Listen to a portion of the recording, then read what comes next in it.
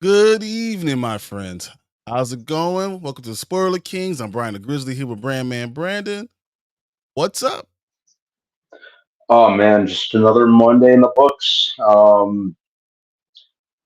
Got a right here in the middle of the DNC, DNC in right, Chicago. right, yeah, going on this entire week. So yeah, things haven't been too crazy, thankfully. I thought, I was like, man, I'm not going anywhere near the city. I got those 5 restaurants. I was like, look, I'm going early yeah, and I'm getting back out. In yeah, and out. I'm like, let's go. it is. It is still pretty early on at this point, so for all I know, I might have to spend the next couple nights just like hiding in the bathtub, like I am Legend. Like it's a purge. hmm That's Chicago. hmm We got 80s kid from the 90s reporting for duty. What's up, man? 80s kid, what's up, man? Says, should Disney replace Kathleen Kennedy for Lucasfilms and plan to reboot with a mapped out storyline? We'll talk about that in a second. I'm going to say hi to everybody else. What's that? Good evening, all. What's up, Profess? Hey, Professor. Got Cleves in here. What's up, everybody? What's up, Cleves? Man. What's going on, Cleves? Danny, what's up, word? The Road to Wisdom. He's been having some really fire thumbnails, too. I've been checking them out. Because I got my TV connected to it, so I be checking all the YouTube videos on my TV now. And Anzo, the man, the myth, the legend. What's up? What is going on, Anzo? They say, hey, Brian, your favorite show got canceled. Oh no, what can I ever do? Oh gosh. That's so funny. It makes me laugh. Honestly, it really does. Because I mean, they didn't deserve it. It just didn't. No, it didn't. What to do? Oh man. So I guess that's the first thing we'll talk about. Bringing this up.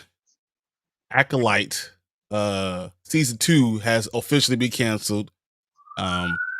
Acolyte, I don't know if everyone knows, actually came out when it first started. It was the highest rated Disney Plus series, like the first two episodes, really. I think it was on the Neil's rating. It was like number 6 or 7. It was killing it, right? It had over like 416,000 views. Like it was doing it crazy. And then they realized how bad the show was. Then episode 3 came. Yes. So, that's went downhill fast.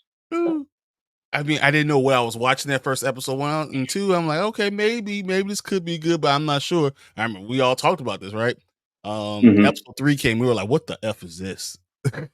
Just sure did.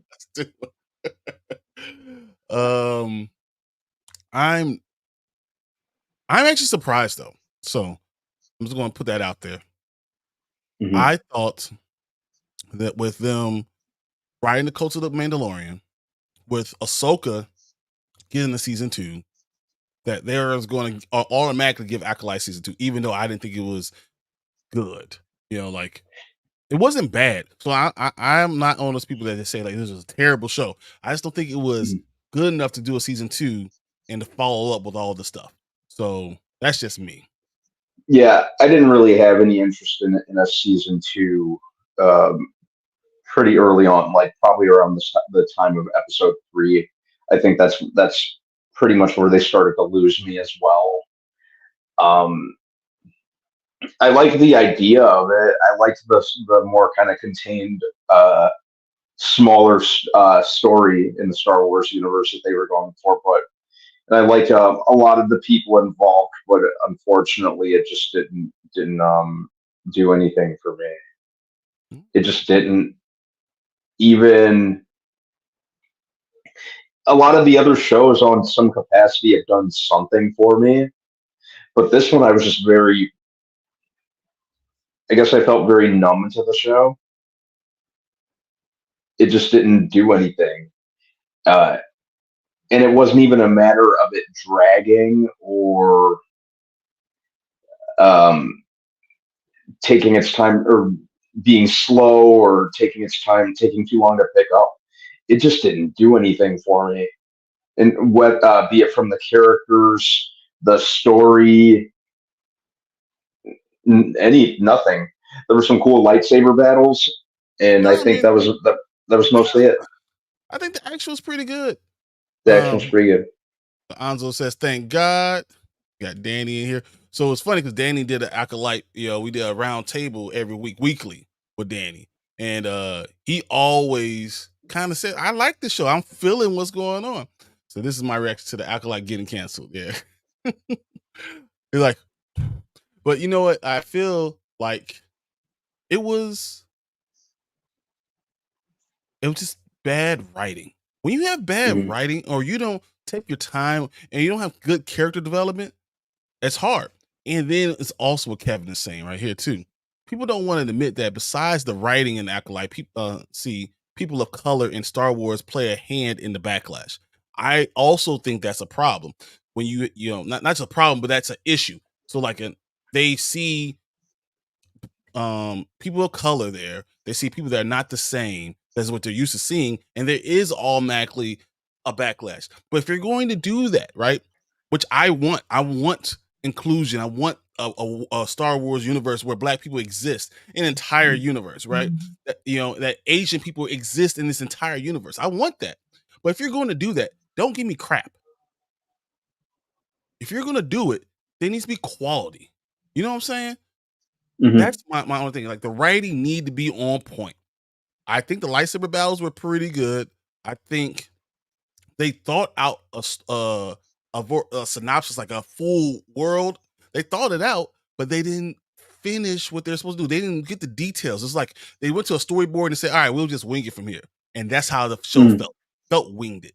And if you're going to have this inclusion type of show, you should probably give us quality content. I don't know. Yeah. That's just my Mm-hmm. feeling on it overall. So Cleve said No, it turned into something we didn't ask for or needed. But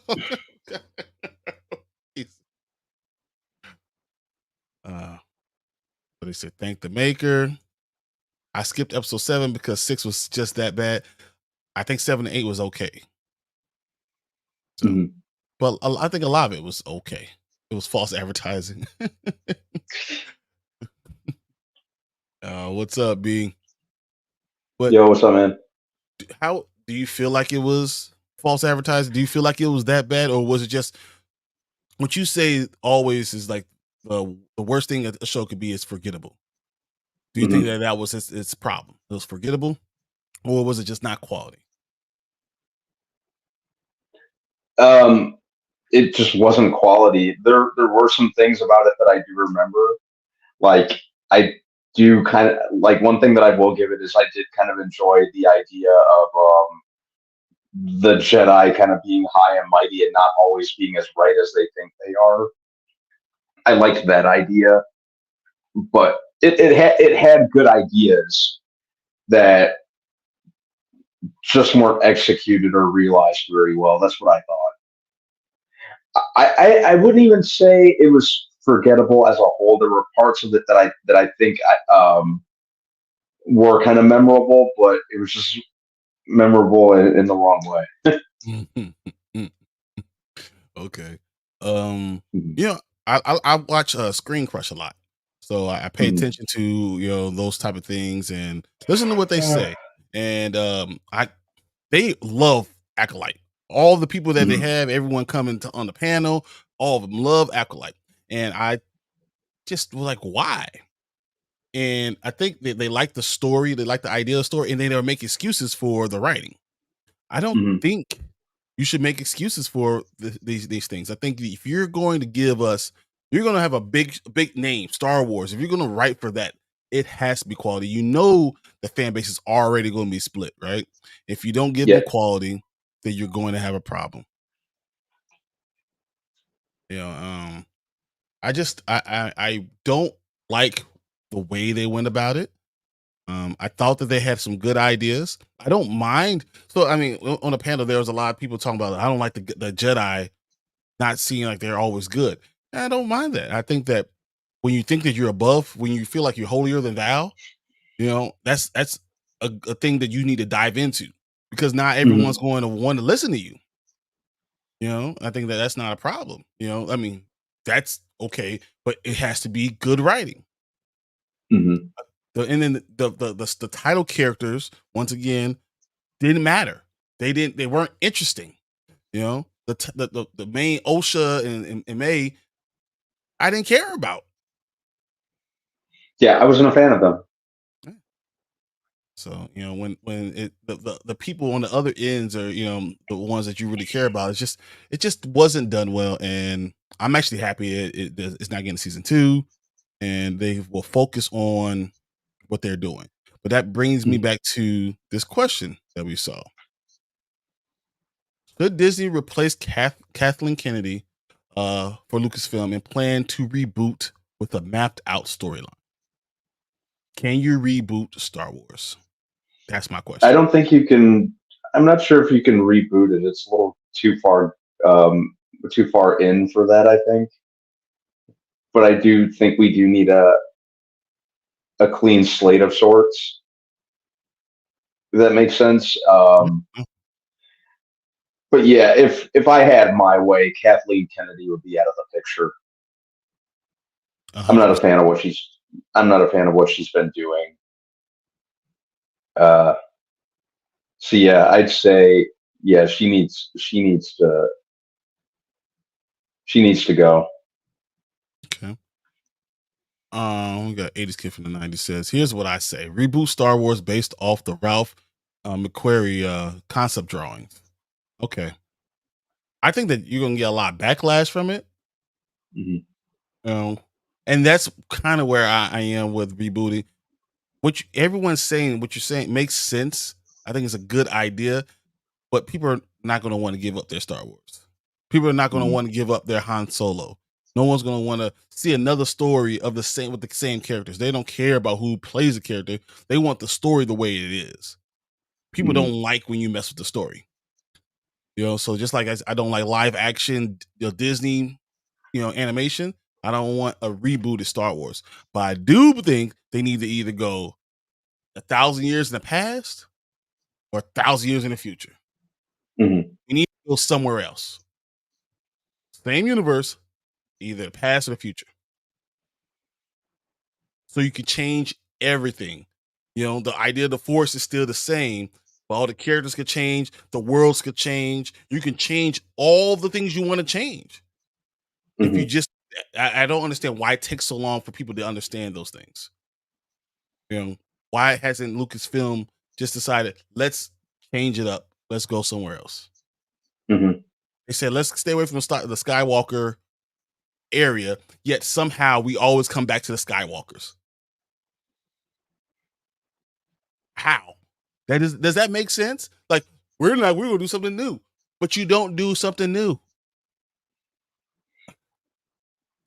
I don't know. It's the same complaint over and over again. And then I have to be lumped in with all the people that are going to be just anti Star Wars just because, but Mhm. Star Wars is not helping themselves by giving us quality content with a mapped out universe in the future or in the past. They have things that make sense that you can kind of jump into. How did we get here, or where are we going next? Mhm. So, please says they need to go in the future where things are changed organically instead of changing lore. That's it. I could I have think that said would it. be their best bet. Couldn't say any better. That's perfect. Go 1,000 years. Do whatever the hell you want to do because now you have 1,000 years to change things where they were. Mhm. It just, but it seems like such a simple concept that I don't understand why people don't get it. It's a Same. long time from now in a galaxy far, far away. That's it. Instead, a long, long time ago in a galaxy far, far away. A long time from now in a galaxy far, far away. Go in the future. That's it. It's simple. Yeah, Kevin, it says Jon Favreau and Dave Filoni will eventually lead Star Wars. Disney is going to make that announcement, just not right now. They need they're going to get Kathleen Kennedy write out her contract. We we've been waiting for this, right? I feel like everyone's been Mhm. wanting Favreau and Filoni together because Favreau can run stuff and Filoni has the ideas, and they can work together. We've already seen them work together. Mhm. So what's taking so long? Kathleen Kennedy's contract, I think, ends in December. You think they Mhm. wait maybe to all the way to December to do this, to talk about it? Or, or later. Mhm. You don't think if Kathleen Kennedy's contract is over, that they need to announce someone who's going to lead Lucasfilm? Optimistically, they do that like immediately once their contract ends. I could see them waiting though, but it would be pretty hilarious if they do it like right when she's out the door. As the doors close behind her, like, but I don't think they were gonna get rid of her like that. I think they would like make her a producer. She just walks Yeah, away. She stays around mhm. somehow. Yeah, they'll probably relegate her to just something or like just kind of demote her. But Or they yeah, say, "We're not gonna renew your contract." That's all. we're we're not gonna renew it at all. yeah. I mean, I think If that's one way of doing it, and yeah, if you I had know, it my way, they just completely kick her to the curb. But I think they're gonna relegate her, to like a smaller capacity where she's not where where where she's not really involved. She just gets like a name credit or something. yeah, or make her a producer. She always said that she was a good producer. Let her be a Yeah. producer, but have to work under someone else if she wants to stay. Hmm. If she chooses to leave because she used to run the company, then Hmm. let her leave. So even that show with Jude Law looks trash. I don't know, man. Scaling the Crew is a good concept. I I like but the I idea don't. of skeleton crew. But I did have a problem with you seeing it in the suburbs. The suburbs and Star Wars. Hmm. That's so weird. It's just because it's still around the same time period. So like we see like this stuff where like everything's dusty and everything, and then there's a suburb. It looks just like outside. Like if it's a galaxy far, far away, it's either in the past or the future. What? Hmm. How's it look like? Like it literally looked like it was Tank's house on the street. Straight up. I was like, okay, how's this happening? What's going on?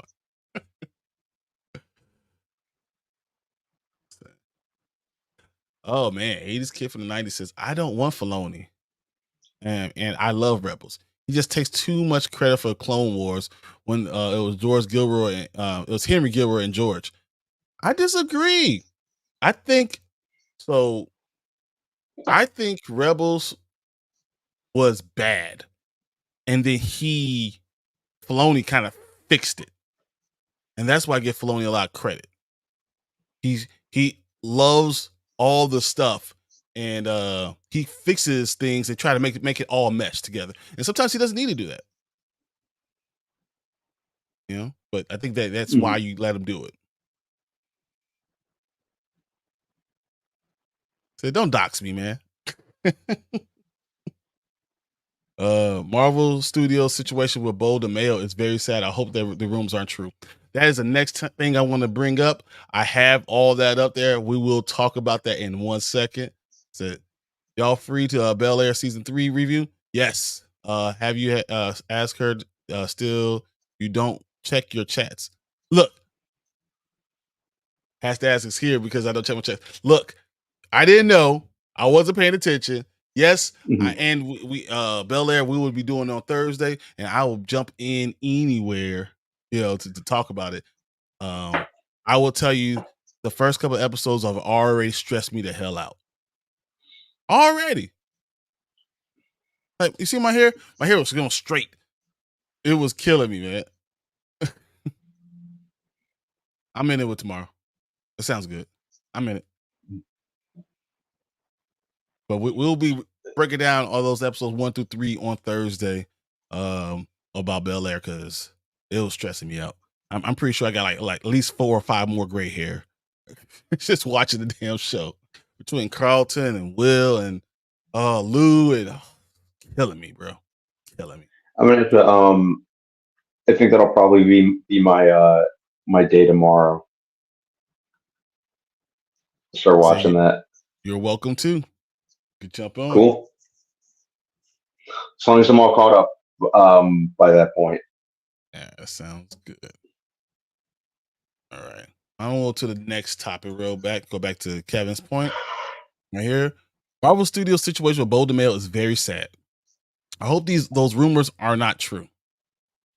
So you wonder what rumors? We kind of went over his post last week when we were talking about on Thursday because Mama Bear had to send us the link to it. I want to read to you guys. I'm actually going to bring this up and read what misconduct they're talking the allegations are for him, for Beau DeMayo right now. So let me pull it up, share it with you guys so you can read on. All right.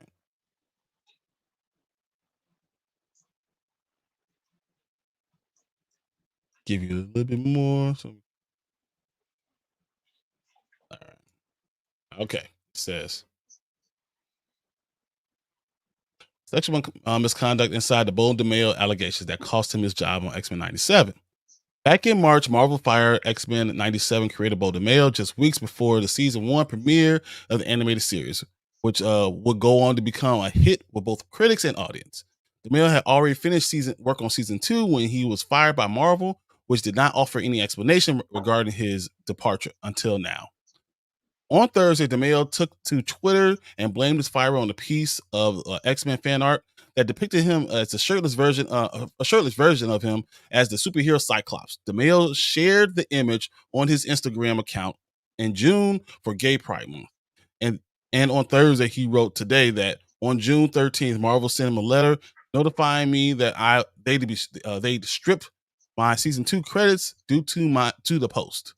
I have more to say soon, but must take steps back from social media to find a safer place to be out, proud, and nerdy.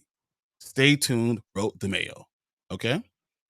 Mm-hmm. Late on Thursday night, Marvel took the extremely unusual step of firing back, offering the following statement to THR. Mr. DeMayo was terminated in March 2024 following an internal investigation. Given the egregious nature of the findings, we severed ties with him immediately, and he has no further affiliation with Marvel, period. THR added that following DeMayo's exit, he and Marvel came to an agreement regarding his ability to tweet about the show. THR wrote that in light of the breaches, his credit for season 2 was removed. And that according to their sources, DeMayo's termination involved sexual misconduct. Okay. Mm-hmm. With that cat now officially out of the bag, I'm going to share what I've heard from various sources all over for the last few months. I'm told that DeMayo sent new photos of himself, or at very least photos of himself in states of undress, to several young male staffers. Some of the photos allegedly featured DeMayo wearing superhero costumes and striking sexual suggestive hero poses that could be used as inspiration for the show. DeMayo was asked to stop sending such photos, but I'm told that he persisted nonetheless. If you were a guy who looked like it could be under 30 on the show, X-Men 97, you have had his nudes, whether you wanted them or not. That's a quote. Additionally, I was told that DeMayo allegedly groped an assistant on multiple occasions and that he was both emotionally and physically abusive to staffers, though I don't have any specific incident to share on that front. But there's more to this story. As I've also heard that DeMayo was let go from Netflix, The Witcher, due to similarly troubling behavior. Okay.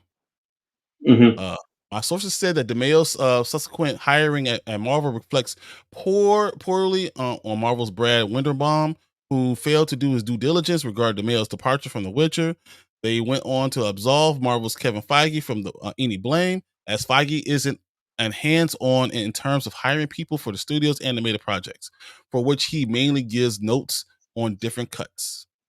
Speaking of cuts, I'm told that Marvel is taking away DeMayo's EP credit on season 2 of X-Men 97, but that they can't take away any specific writing credit, even though the studio is in process of rewriting most of season 2. DeMayo said that Marvel's decision to remove his EP credit, executive producer credit, was the latest in a troubling pattern I suffered through while working on Marvel 97 and Marvel's X-Men 97 and Blade. Indeed, DeMayo was once one of Marvel's star scribes, having worked on Moon Knight and spent years developing a draft of Blade. But he also frequently shared shirtless photos of himself on social media and even ran a non-explicit OnlyFans account during his time in Marvel. Who the hell cares? As THR notes, the notion that Marvel would strip DeMayo of his credit due to his social media post would stretch credulity where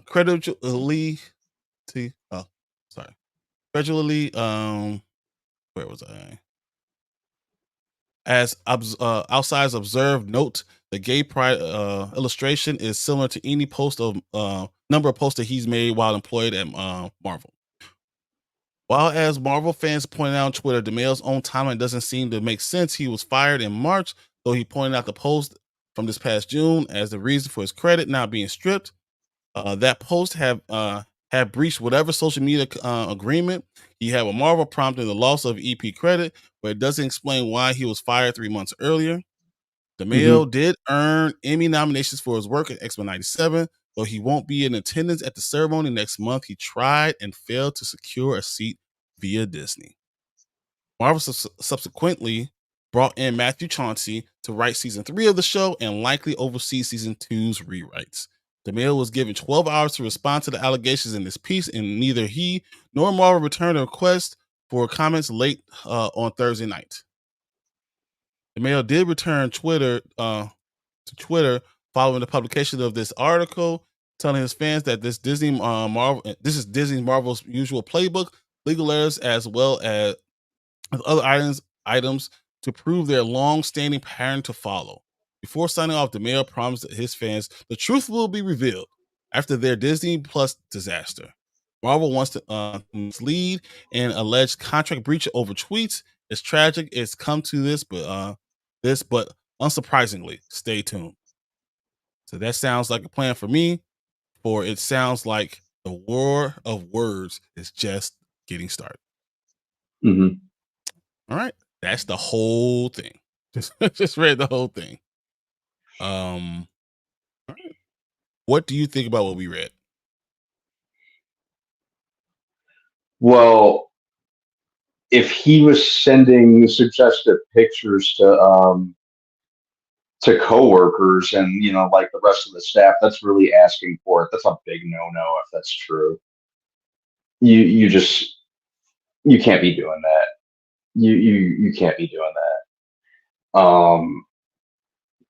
Some of the other stuff, I did see the picture in question that he had posted. I didn't think that was bad. That one, but some of the other stuff, especially if there was a pattern of this. What if the pictures were all like that? And they're just framing it as this is what we get. If they were like the one that we saw, like the drawing that we saw, I don't really see how that one's bad. But if it was something even worse or suggestive as they're implying, that's a problem.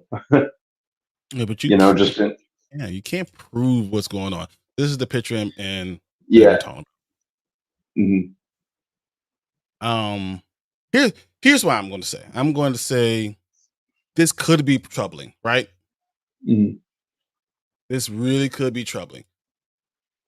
But until I see what DeMayo says and what he's thinking about it, it's hard for me to totally comment on anything, because I don't want to be on either side of this argument until I know what he's going to say about it. Who's really, doing something wrong. I know Marvel has a lot more money. I know they have better lawyers, but that doesn't mean that truth is always there. So I don't know. If this is the suggestive thing they're talking about, I don't know. Mhm. Depends on how bad. Is this considered being a new thing? Now, could be. I think it could be inappropriate workplace, actions. Definitely, especially as someone who has my own business. There's certain things that are inappropriate workplace actions, and that you have to Mhm. step in and you try to tell the guy not to do it, and then if he keeps on going, it could become a problem. Yep, Um, exactly. but I don't know where this lands. And I will like to see what Beau has to say first Mhm. before I come down on either way, either side of this stuff. Mhm. But it's hard, you know, Yeah, and Disney has to definitely. make a lot of different decisions. So, yeah. So Kevin says DJ fired TJ Holmes and Amy Robach after having an affair at ABC Network. Yeah. So I mean, Disney's just trying to stay out of it, I guess. I don't know, man. This could be good, big. It really can be. I have to know more.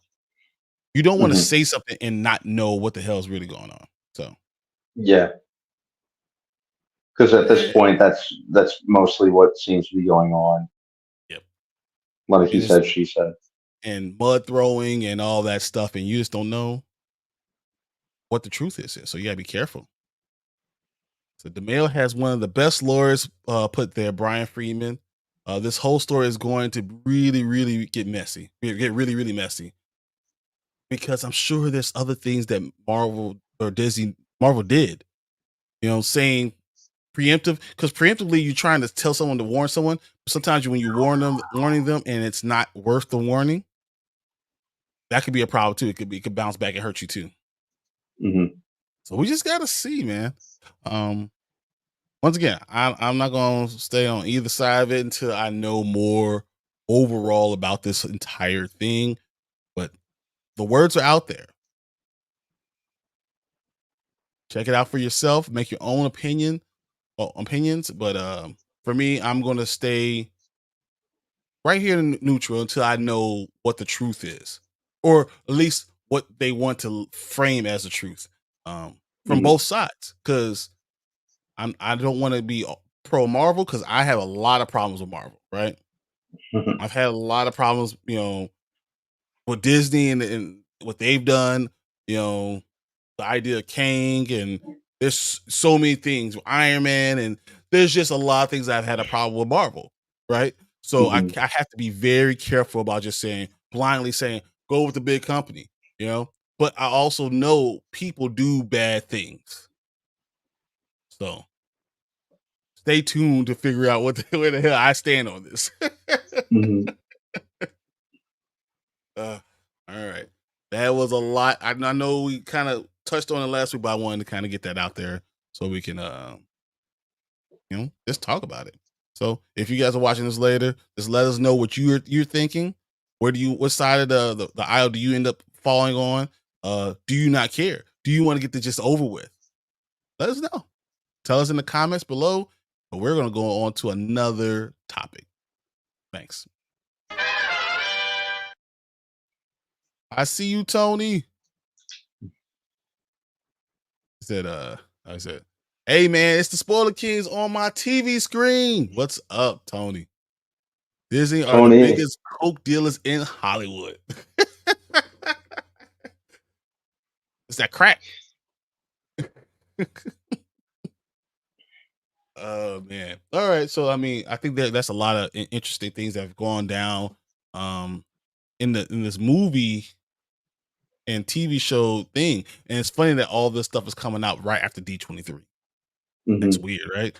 That we're just hearing about this, and they're able to hold it off until after D23.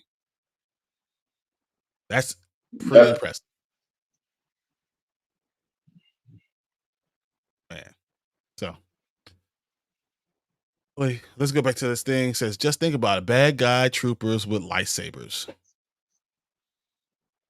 What if the lightsabers took over everything? So now you go in the future, and then lightsabers are the main means of battle in Star Wars. To an extent, I feel like they already are, right?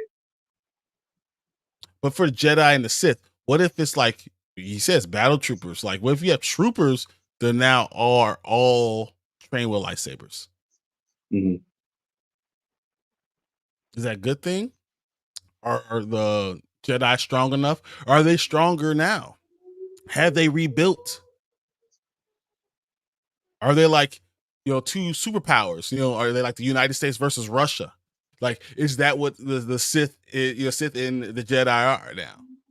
You can take so many different storylines by going into the future. Mm-hmm. I just think that's a cool thing. Say retractable saber would be dope. I would like retractable, it. Retractable saber. Don't they already kind of retract? Yeah, kind of, because you go up and down. Yeah, I guess kind of. Mm-hmm. Yeah.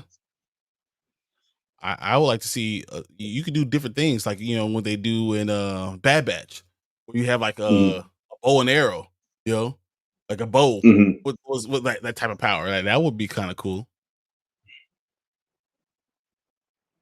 So they could still be influenced by the Macquarie concepts. A villain or hero known as Star Killer. But here's the thing, just to kind of finish off this whole Star Wars talk. When you start adapting things that have already been written, people complain when you don't take the whole thing or you cherry pick, because that's what we have with the EU right now, right? Mm-hmm. People don't like the fact that the EU is being grabbed and picked out everywhere. You don't know exactly what they're going to use, and then they don't Mm-hmm. do it the same way the EU did, and then people are complaining that, oh, this is not right, and then other people are saying, hey, this is part of what they said they were going to do. This is what George Lucas said he was going to do. Is this canon or not? We have all these arguments over things, and you know how you get away from the argument? Getting away from a time period. Good point. Yeah, a new character entirely sounds much better. Exactly. Let's just go away from it. Let's get away from these things.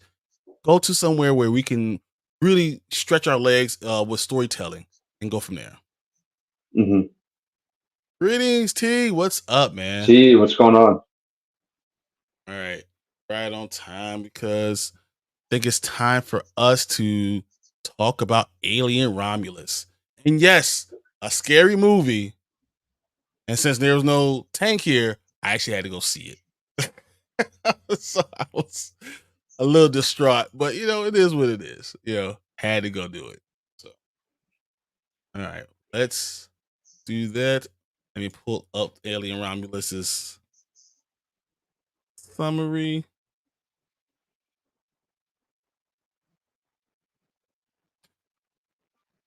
All right. So synopsis.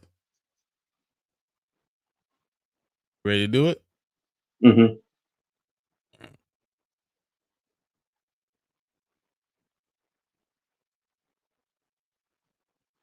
Actually, why don't you pull up the Alien Romulus synopsis? Okay, hang on one second. And apparently, I mean, this is the movie that actually finally beat Wolverine and Deadpool. Mm-hmm. The box office, they're still dominating the box office, but somehow Box Office Mojo said that Alien Romulus beat Deadpool. I think it was 42 million to 30 million. So Deadpool and Wolverine was still second, Mm-hmm. bringing in $30 million, which to me means this is going to make 1.2 billion.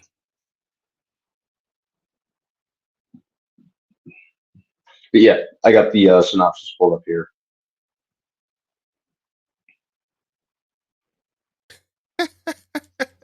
They says, I'll take blame for all the fear screams coming from Bryon in the theater.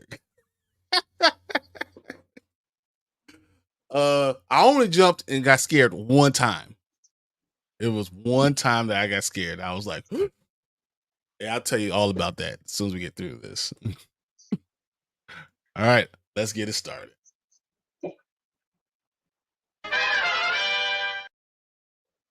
And welcome back. We're the Spoiler Kings. I'm Bryon the Grizzly here with Brandman Brandon.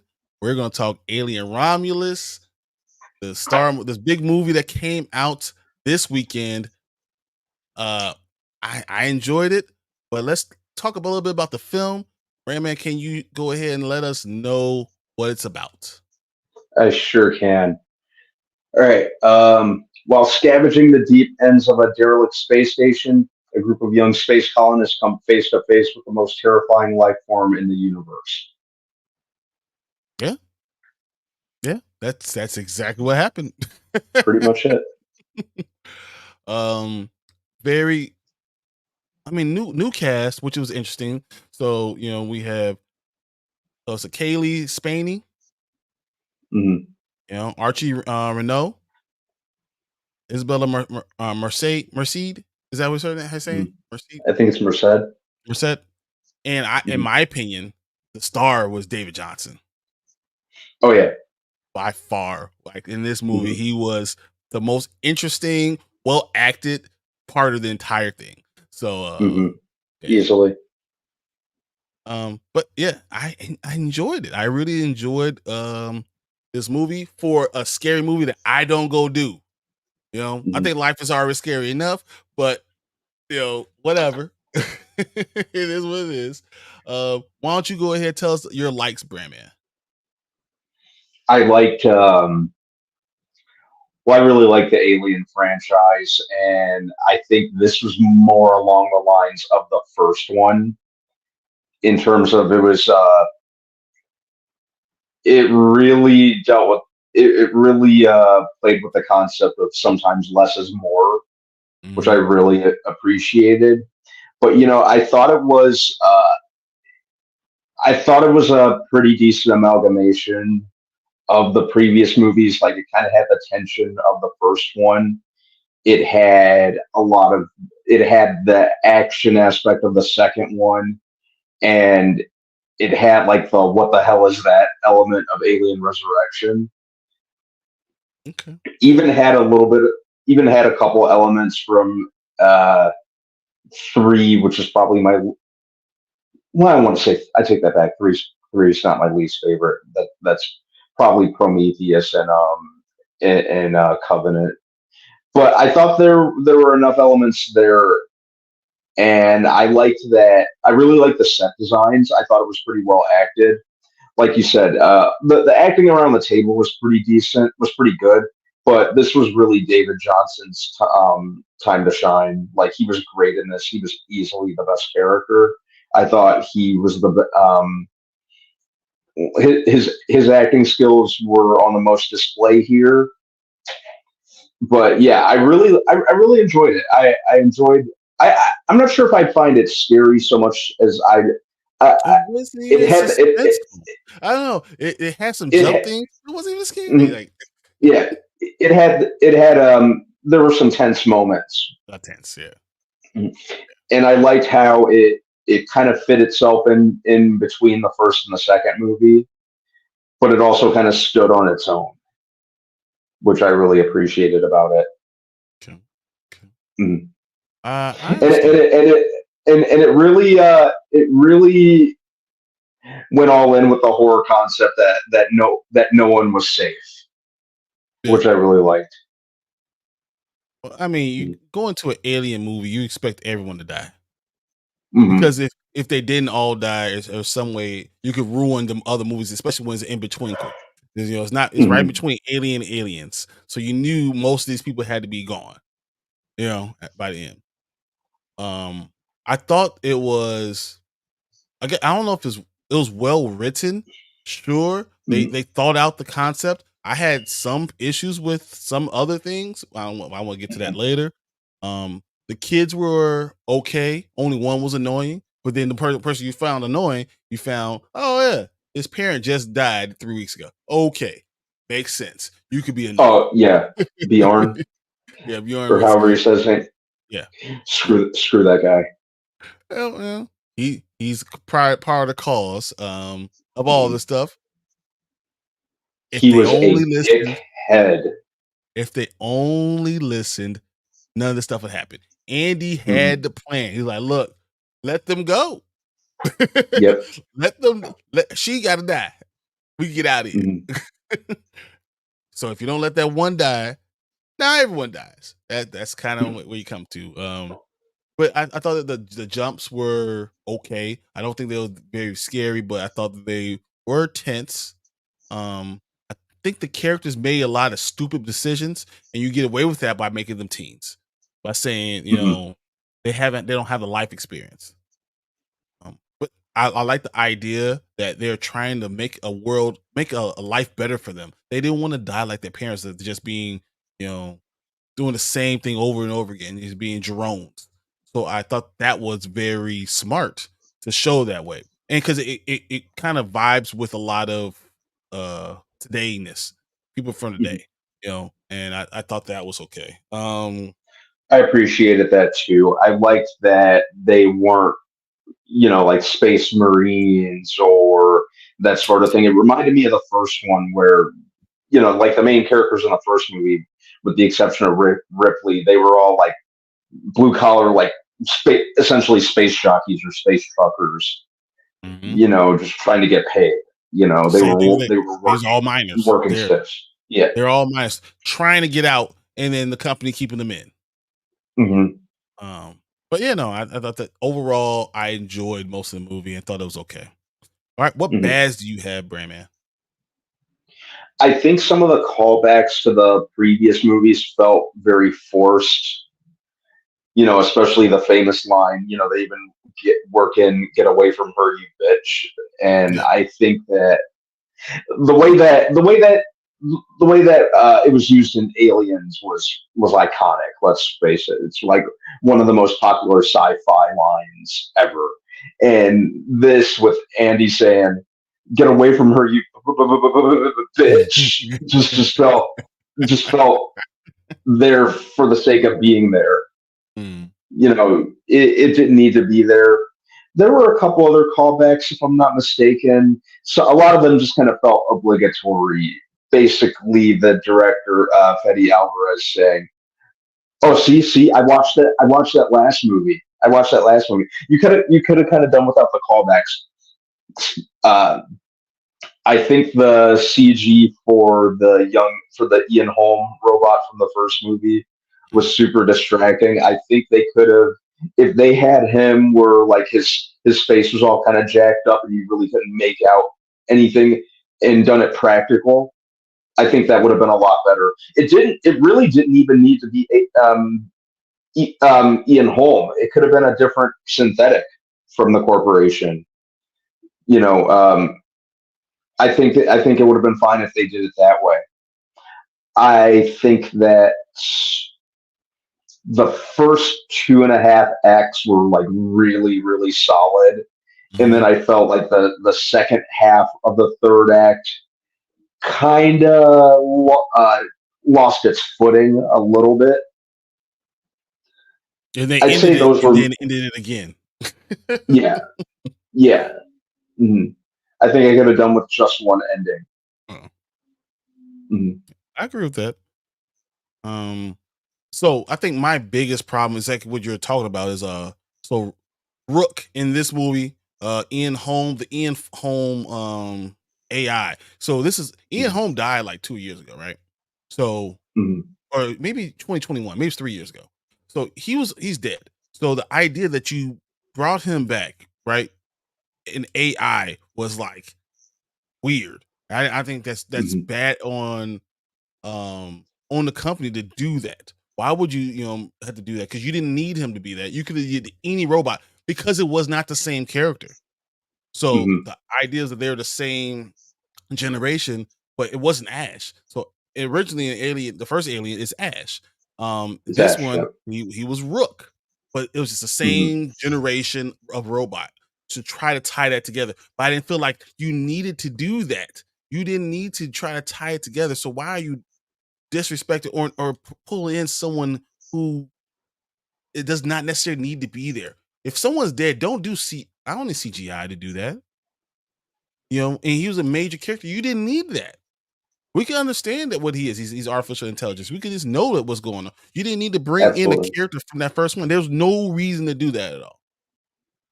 I agree. I didn't like that. I thought, Me neither. once again, the kids were making a lot of stupid decisions. Um, Mhm. Even though like something seemed genius, like, hey, turn off the gravity when you shoot people so the acidic blood doesn't open up a hole. But then when you have to remember, once you do turn it back in, turn it back on, it is going to still eat through the ship and it's going to become a vacuum. So Mhm. it's like they forgot about a few things. The fuel, I don't remember them taking the fuel out, right? From where they were. They had it. I don't remember them bringing the bodies out and taking the fuel out, and then they all of a sudden they had it again. So I thought that was a little strange in itself. And as I said, the ending of the movie just was almost weird. The ending of the movie was just wasn't as good as it could have been. I agree. So I think those were my biggest problems overall. Mm-hmm. Oh, what? Dark Room. Thank you, gifting a membership. Thank you, Dark Room. Appreciate you. So yo, appreciate y'all. We appreciate you. I'll check it out your physical media pool that you just did. Was it yesterday? So or that was today. So I just saw that. So thank you again for doing that for us. Yeah. Appreciate you. But yeah, no. Those were my biggest problems overall. Mm-hmm. Overall, so what do you get this movie? Oh, dude, yeah, this No, is no. this So is like, a do you now. think like do you think no not this? Do you like it? Is it Oh, I'm good? sorry. Was it good overall? Like, what are your overall final thoughts on it? Oh, okay, I got ahead of myself. Oh, I really liked it. I thought that it was along the lines of, when I think of Alien, Brian, I think of, kind of like a slower, more contained suspense story, like kind of like a horror suspense. When I think of Alien, I think of the tagline for the first one, in space, no one can hear you scream. Mm-hmm. I associate that concept with Alien more than I do the sci-fi action concept of the second movie, which I think the second one's like the big one that most people kind of associate with the franchise as a whole. Or maybe I'm kind of getting ahead of myself, but I really enjoyed it. I like that it captured what I've always associated with Alien. That smaller, sometimes less is more. It's more about the tension rather than what you see on screen Mm-hmm. sometimes. So I thought it executed that very well. I thought that the acting was pretty good. It did have a couple stock characters, but you kind of expect that. But I thought David Johnson was just absolutely incredible in it. I thought just kind of how he did that complete character switch early on in the movie was very, very effective and even kind of frightening at times. Mm-hmm. You know, that dude's got a career ahead of him, and yeah, I thought a good amount of effort and thought went into it, and I really like that they went practical with a pretty good amount of stuff too, in A terms lot of of it. A lot of yeah, it. the set pieces, the xenomorphs themselves, the face huggers. So I like that it wasn't like a CGI overabundance. It used it to the right effect. And like I said, the climax of the movie even, uh, I didn't expect them to go there, but I thought it was pretty effective. I really liked the first 2/3 of the movie a lot. I Mhm. thought that they did a Yeah. really good job with a lot of stuff. The action was really cool. Um, seeing remembering it's in space in involving the space concept in every Mhm. single scene, I thought that was really key. It's a key thing to do. You need to make sure you're involved in those things. So Mhm. like it was when so though I complained about them doing what they did with acid and forgetting. I thought that the scene looked amazing and the idea was amazing and seeping through and then using that and keeping it smart the way you used it at the end of the movie. I love that. Speaking of the end of the movie, what did you think about the hybrid? That's exactly what I was talking about. I actually kind of liked that It kind of brought the because other movies together too, you know. it did. It brought the other movies together, and specifically, I thought it was a callback to Alien Resurrection as well as Prometheus and Covenant to an extent. Hmm. Yeah, I was surprised by how much I liked that. I think that hybrid was freaking creepy too. It was creepy and it was so smart. So now it brings you Mhm. back to Prometheus, even though people didn't not like a lot of Prometheus. Mhm. That was cool because you understood that they're the architects, right? And you bring Yeah, the architect of us, you know. So when you add our likeness to that, you get architects. That was exactly. cool. That was so awesome. I just love the way they looked. It was so weird, so creepy. Oh man. That was weird. But I Mhm. enjoyed it. And the way she killed him was so smart. And getting the suit. All of that seemed like it was thought out really, really well. Mhm. I also said I like the hybrid too. So only things I didn't like was why did the chick get the goo? Take that goo. Why did she didn't know what it was. They already decided against giving her the shot. Why would she then go ahead and do it? Yeah, why? Yeah, I didn't. Yeah, once she did that, I kind of had an idea of what was coming, T or not says what exactly was coming, but something was going to happen. T said he wasn't a fan of it. I can see both sides though. I mean, you understand Mhm. why if you want Alien very much like the original Alien, then let's focus on the Alien. The reason why Mhm. you do that is to bring in Prometheus because the other movies were there. So some people are gonna like it, some people are not.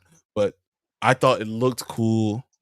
I don't know if the story all matched up, but at least it looked cool. Yeah. Um, I'm happy Andy lived. All of Mhm. that. Um, but I'm going to say once again that David Johnson did an amazing job.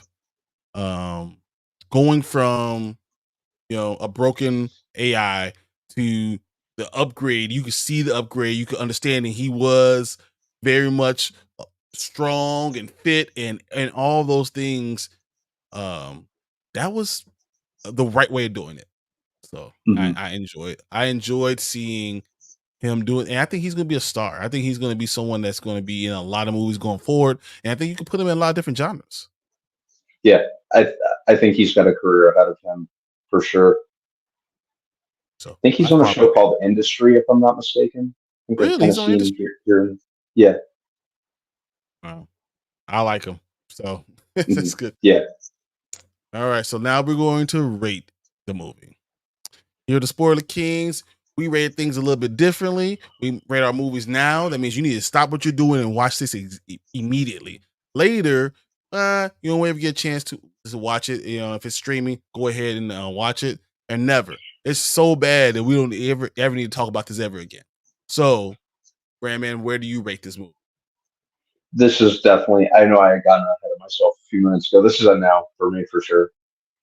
Uh, I think that if you're an Alien fan, I think you'll definitely appreciate it, even if you're not, because I think it really stands on its own.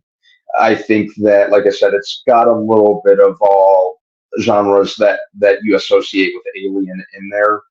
thought from an acting standpoint it was very good.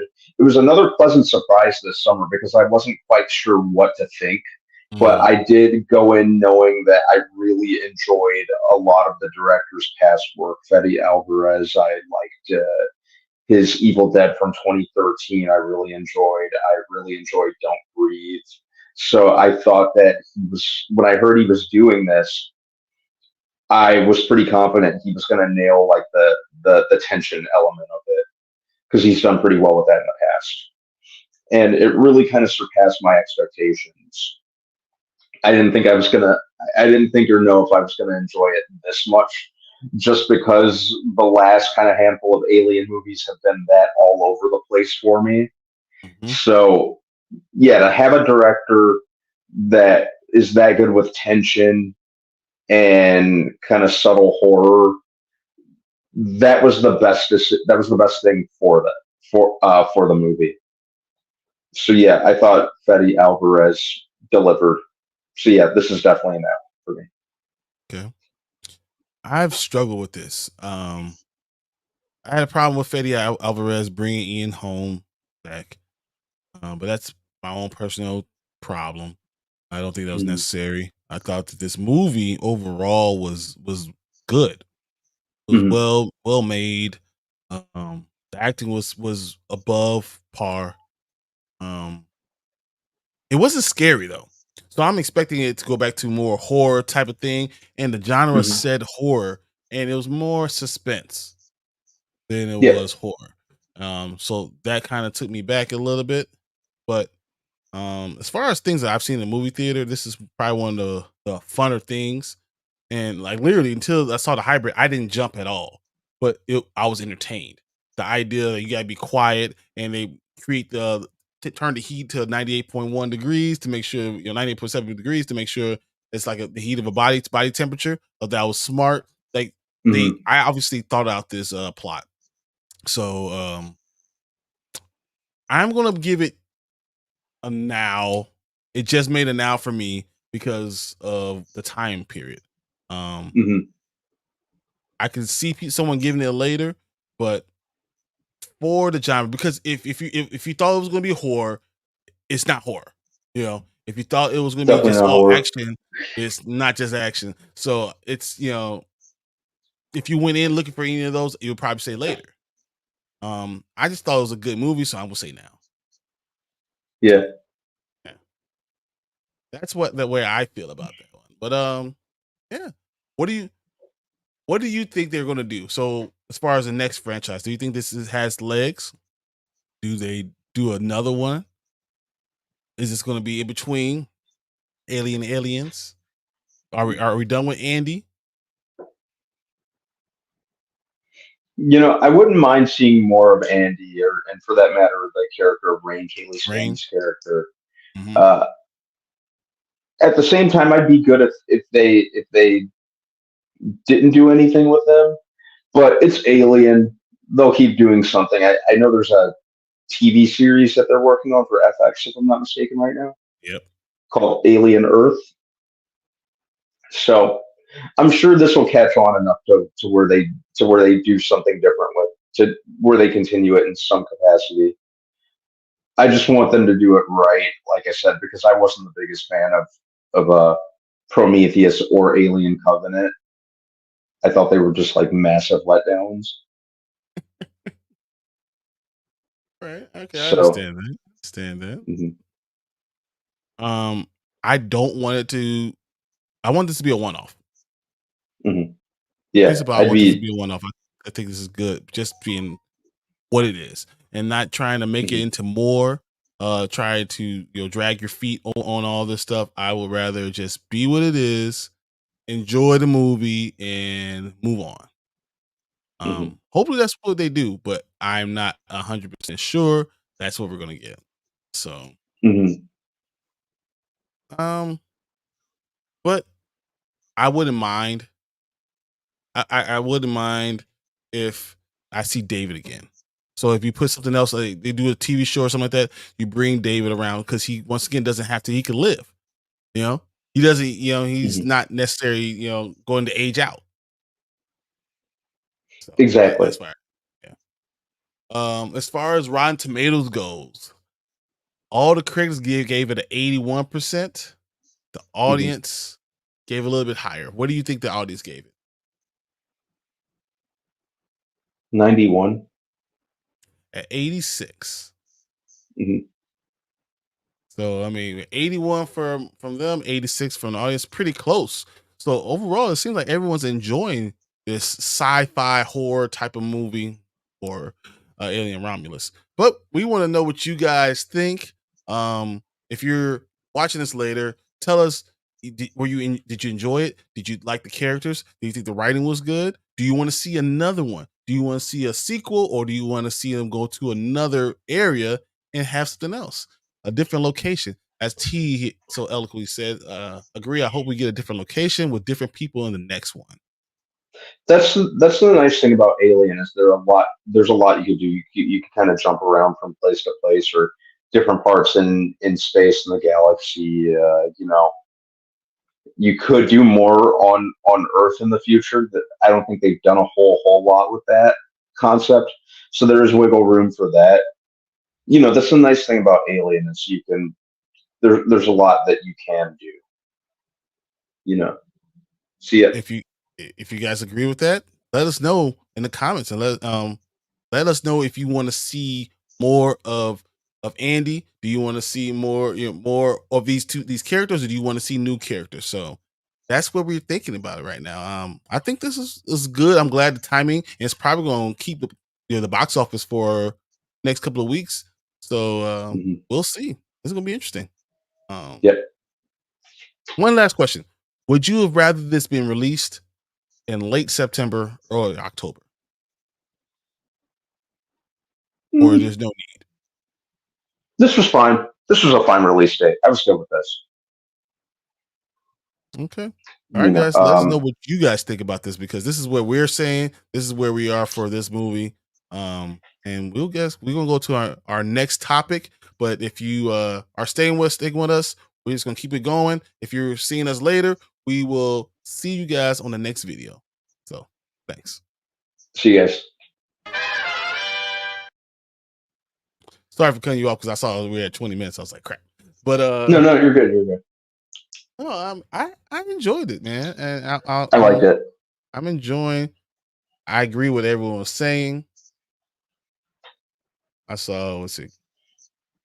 Kevin asked this question. I didn't want to ignore it. So, do you think they're going to be doing live action remake of Tangled or Princess and the Frog? Both, and it's only a matter of time. They're definitely going to do Princess and the Frog, and I think Tangled. Rapunzel is one of the prime characters for Disney, and I think I kind of spoke on this before with Tank. I told him, like, you guys know the story of Rapunzel is actually like an African proverb. This is based on a African princess, basically. The long, strong hair, thick hair that could be used as a rope ladder. It's just, my daughter loves it, so I had to research a lot of this stuff. But yeah, I think they're going to definitely use both, and they probably make money off of everything they do for live action. It's only a matter of time. They're remaking all their greatest hits in the live action, so yep, they'll do both. Even this on and off rumored Atlantis: The Lost Empire, it will eventually happen. Oh, it's happening. It's happening. But you don't even have to call it that. You could just do it a movie without making it to a live action part, movie of it. You could just do an Atlantis movie. Yep. This is me though. Kevin says Alien Romulus will be a moderate success until the potential hit film Beetlejuice 2. Beetlejuice is going to clean up. It's going to hit nostalgia. It's going to hit star power. It has people that we want to see now, people from the past. I mean, I think this going to really make a lot of money. Surprisingly. I just hope it's a good movie. Tim Burton's kind of been an on and off slouch in the past couple of years. I mean, I know it's going to make money. That's what I know. I It, know, it'll definitely make money. Winona Ryder and Jenna Ortega is going to be, and Michael Keaton, of course. Seeing those characters, you're going to know you're going to make hella money. Mm-hmm. William Dafoe, come on, man, it's going to make crazy money.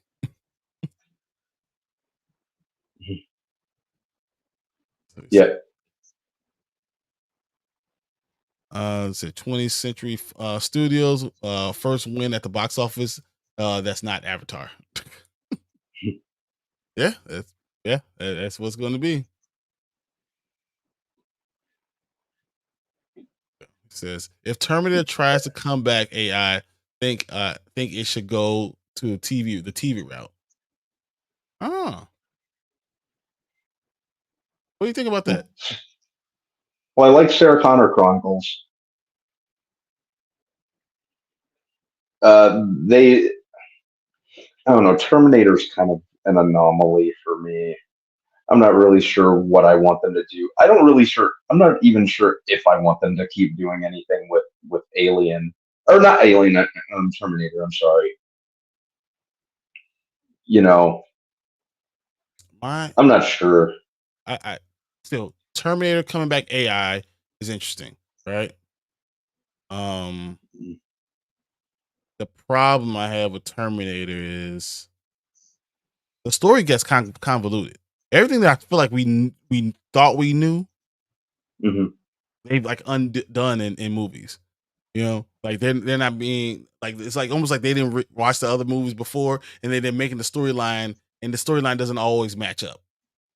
Mm-hmm. And it's like, oh, but we changed the future, so things changed again. Then what's the point of me enjoying the other movie if you're just changing it all the time? Yeah, I think no one really had any business doing anything with Terminator except James Cameron. It was his brainchild. I think he had a story with a beginning, middle, and end with the first two movies. They really should have just left it at that. The whole you didn't stop Judgment Day. You only delayed it. Really defeated in that one sentence the whole idea of the future not being set and there is no fate, but what we make, but only to turn around and say that the future is set. The You same can't you thing can't keeps always happening. It's a sticking point right now. This is going to happen regardless. Yeah, they were just grasping at straws or just in any way, shape, or form they could in order to continue the franchise. No one should have messed with that except James Cameron. That was very much his. It's his baby. But Mhm. he's too busy with his other baby, his new baby, Avatar. Yeah, he's busy with dances with blue people. Tony says, I feel Terminator needs to do a new story all the way. Hold that thought. I'll be right back. All right. All right. I ask everybody, so if Terminator needs to do a new story, was it Terminator the story that was so good, or was it the fact that Arnold Schwarzenegger was perfect as Terminator?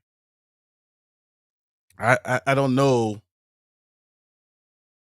Would it have been the same thing without Arnold and how big he got, or did the movie cause him? It's like chicken or the egg, kind of question. But did it need Arnold, or did Arnold need Terminator? I don't know. What do you guys feel? That's something I've always wondered, because I think Arnold was going to be good regardless because of the other one's Predator. I mean, he was going to do some of those other movies and be amazing in it. But if Terminator has to be the top of the top for him, so I don't know which one is more important, which one really needed the other more. So, Tony said Coco Jones for Tiana. I mean, she's blowing up, so why not? Speaking of that, Coco Jones, I cannot wait to talk about Bel Air. I cannot wait to talk about Bel Air on Thursday. If you watch the first episode, you gotta watch all three. And then we're gonna have weekly things coming out. It's going to be intense. It's gonna be a lot. It's gonna be hard to deal with. Said they needed each other. I think that's a probably good synopsis idea for it. They both needed to be there for it to work out. I think Arnold gave that character, when he was in first Terminator, him being this badass character was good, but it really didn't get really good till he became the good guy. And seeing this big guy become the good guy and then have to, chase after all these things and trying to protect him was just better. I really enjoyed that part. I think it made it into a better story overall. That's why I think Terminator 2 is probably, it's not just a great movie, but I think it's the best sequel ever made. For me. The best sequel ever made for me is Terminator 2. So what do you think, B? What were we talking about? I want to know what do you think the best sequel ever made is? I'm almost inclined to say Terminator 2 as well. Either Terminator 2 or The Dark Knight. Ooh. Mm-hmm. That's a good which one. Which I'm a little biased about, because you know how much I love Batman Begins. But even as much as I love Batman Begins, I do have to admit that The Dark Knight, in just about every way, is a superior movie. In terms of Anzo, because Anzo will tell you it's awful. He does not like it. He thinks it's crap. He calls it caca all the time. Mm-hmm. And I can appreciate that. He says Empire Strikes Back. Duh. Mm-hmm. Greatest sequel of all time, Empire Strikes Back. Oh yeah. I don't know. Empire Strikes Back is definitely up there. I think Empire Strikes Back is probably better. Mm-hmm. Even though I personally love The Dark Knight. I think The Dark Knight is one of the coolest movies, coolest villains. Overall, it's just perfect. I will probably put it here. Here's my list. The best. I'll put Empire Strikes Back number 1. I'll put T2 number 2. Mm-hmm. I'll go The Godfather Part 2 number 3. And then I'm going to put Batman Returns number 4. Mm-hmm. That's where I'm at. Interesting. Mm-hmm. Those that's my top 4. I couldn't go without having a little Batman Returns. Mm-hmm. Yeah, I'd say in no particular order, Terminator 2, Empire Strikes Back, Spider-Man 2. I think that was the superior Spider-Man movie, or the superior sequel for sure. So that's 3 I have so far. I'm trying to think of other ones. But yeah, those are probably the main ones that come to immediate mind. What about Logan?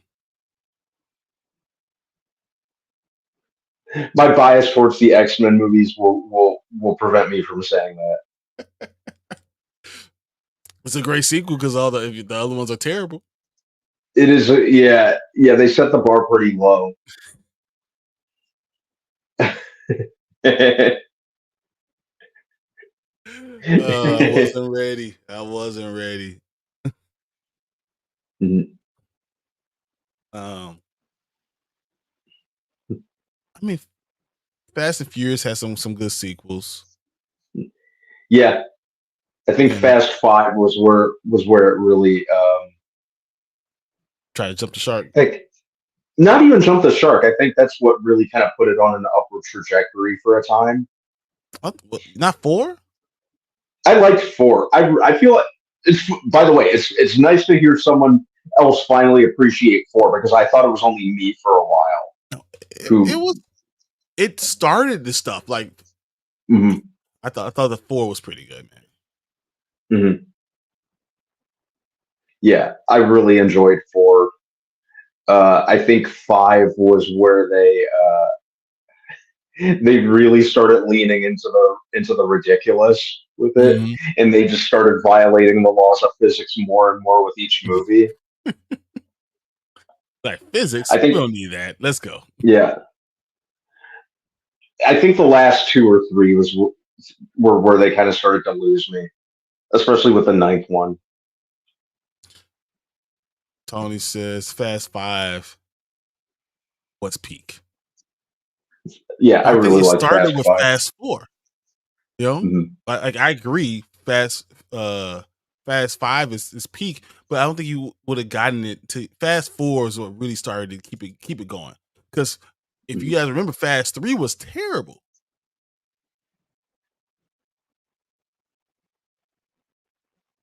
And Yeah. I don't know, that was not good.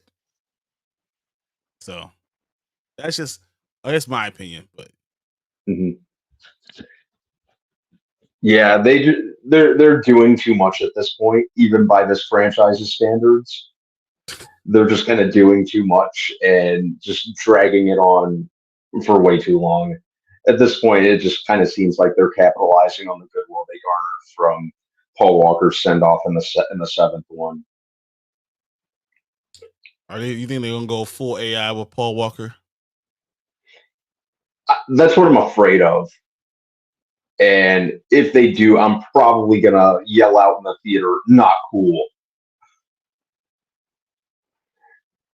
You know, that would be really messed up if they do that. See, four is good, and then five really just knocks it out of the park.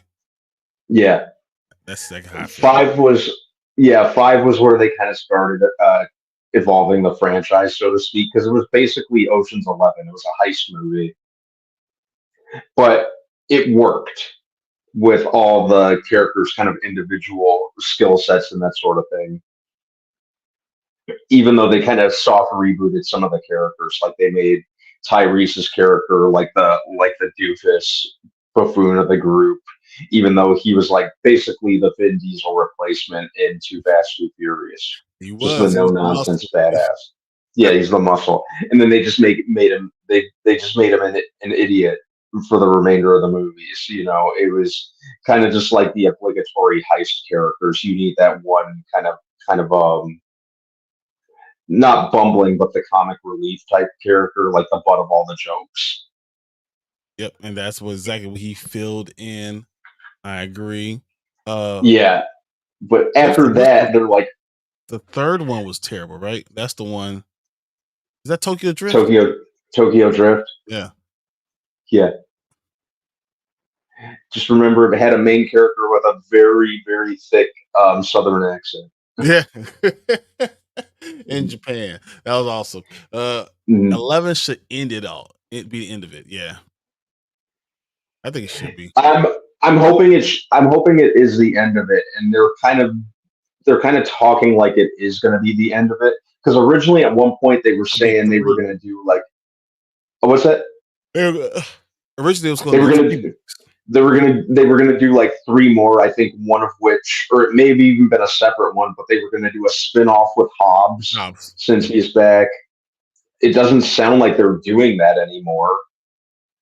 It sounds like, and then they were saying they were gonna do like a two-part ending to Fast X, and then like another spin-off with the women of the Fast movies. But now it just sounds like they're just gonna do this last one and hopefully Call be it done with quits. it because Yeah. yeah, because that'll be enough, you I know. mean, Um, you don't think 23 years is enough?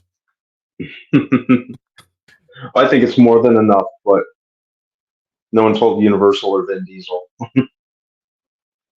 Because of family. Family. Mhm. Oh, man. All right. So Tony said Tyrese is kind of goofy in 2 as well. I think Tyrese is just goofy in himself. There's no way I'll see Tyrese and be like, he's the muscle. Mm-hmm. Like, you got a muscle head, but that's about it. I ain't gonna scared of Tyrese. And he'll get a backwards hat and go sing some sweet lady over there. Get out my face. Mm-hmm. Ain't gonna do nothing to me. All right. Let's talk about this Cape Crusader, the end of that. Okay. Pull it up.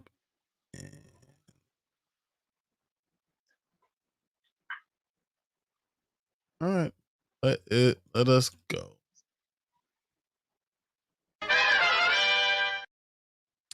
And welcome back. We're the Spoiler Kings and Bryon the Grizzly here with Brandman Brandon. And we're going to talk about Batman Caped Crusader. We finally finished all the episodes. So I want to hear about what you think about this. Overall, I liked it. I really liked the animation. I liked the setting was pretty cool. You know, kind of like the retro style setting. Kind of gave me throwback vibes to the original animated series from the 90s in that regard. But like I kind of mentioned in the past, it really, Matt Reeves' involvement was really, really obvious in the sense that it was like a detective noir story. I really like that you get to see Batman doing more detective stuff. I liked how he was kind of like in Batman mode most of it because that reinforced the idea that Bruce Wayne as Batman is who he really is, and Bruce Wayne, the kind of playboy philanthropist, is just the alter ego. Ultimately, I liked the rebooting of some of the characters. It kind of reinforced that it's kind of like an Elseworlds universe. So I really liked that as well. I liked the music. I liked the from a technical standpoint. I just really really enjoyed it overall. The voice acting I thought was very very solid, especially with Hamish Linklater as Bruce Wayne and Batman. He really did it. Brought his own flavor to it. Liked Diedrich Bader as Harvey Dent. You know, he's basically a Batman alum too. If you count the Brave and the Bold, he voiced Batman on that. Mm-hmm. But yeah, there was a lot that I enjoyed, and I liked that it was like more of a detective take on Batman rather than just the action. That was my favorite thing about it. You know, I'd watch another season or two. Okay.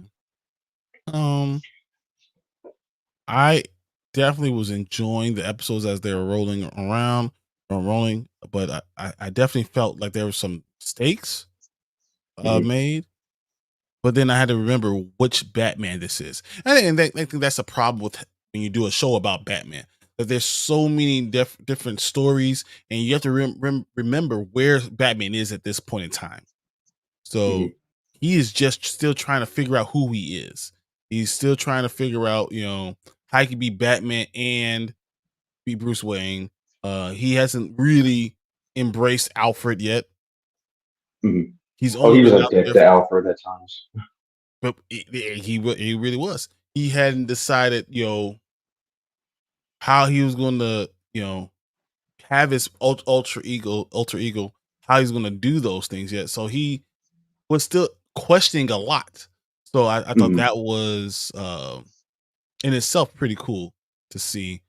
I thought it was really weird the way because you can see here in the voice and you can see in the animation how he was very stand up, very straight, and it was almost like he was moving like this, like he was like just like he was, I don't know, like an animal. And I think if I spent more time enjoying these characters, that it will grow on me.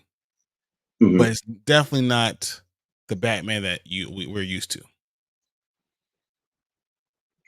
I agree. Very rough around the edges, Like I said, it reminded me of Matt Reeves' take on Batman, on live action Batman, where he was really finding his footing, a little more brutal, than what we associate with Batman. Like he just, at least even in his brutality and later iterations, he does kind of still have his limits. This dude was running people over, um, just treating Alfred like crap. So, like I said, in that regard, I think the Matt Reeves influence was pretty prominent. Yeah, I definitely like the noir part of it. Like, just felt the city, and even the desperation what Gotham City really is. You felt the Uh-huh. desperation of it, and I thought that was a very good way of doing those things, especially in the 50s. You see him going against machine guns, him flipping around, and it was this one scene. It was Gordon looked at him and said, "Hey, if you're still here when they're there, I'm gonna have to take you in." And he just looked at him, and then he just went and it flew off. It was just so it's just Batman and hilarious. And I thought you saw him trying to figure out how you could be a human being and Batman at the same time. Hmm. How you're gonna be in touch with his emotional side along with still being Batman. And I think that was really the whole basis of the entire show. How do you mesh those things? How do you not lose your humanity at the same time? And that's why you Hmm. use Two-Face, right? Because you can see how he was losing his humanity as once Harvey Dent had the acid thrown in his face, you saw him losing his humanity. He Hmm. didn't see himself as a human, so he didn't treat anyone like that. And so that was a very cool way to do it, go about it. Hmm. Were there any parts that you didn't like? Some of the more supernatural episodes, I believe there were like one or two of them, kind of didn't quite fit in with the more grounded take of some of the other episodes. So I thought like there were a couple episodes that kind of felt out of place. Mm-hmm. I also think that Batman's character mostly kind of stayed consistent and didn't really have too much of an arc, or not an arc, but maybe I need to watch it again. But I feel like he didn't progress like too much until the final episode, and even then it kind of felt obligatory. Just like we got to wrap this up. We got to wrap this up. We have to have him complete his character arc when it kind of could have been set a little earlier on.